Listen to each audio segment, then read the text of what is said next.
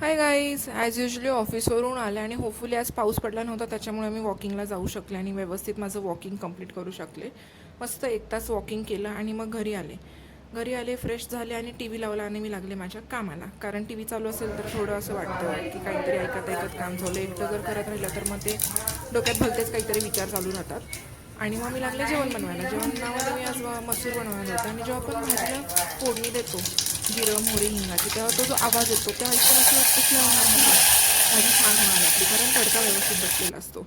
आणि आज मी मसूरची भाजी बनवणार होती आणि मसूर शिजायला थोडा वेळ लागतो, त्याच्यामुळे मी मसूरला आधी भिजत घातलं होतं आदल्या रात्री आणि मग ते चांगले भिजले होते. मग कुकरला शिट्टी काढून घेतली, म्हणजे ते चांगले शिजतात.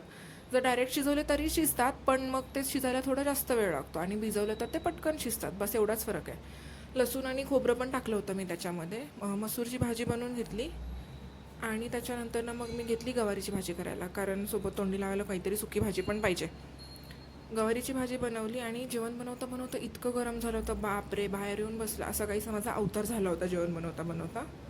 आणि त्याच्यानंतर मग मी त्याच्यासोबत भाकरी बनवलेली, त्या भाकरीवर गरम गरम तूप टाकलं आणि असं जेवणाचं ताट रेडी केलं. थँक्यू.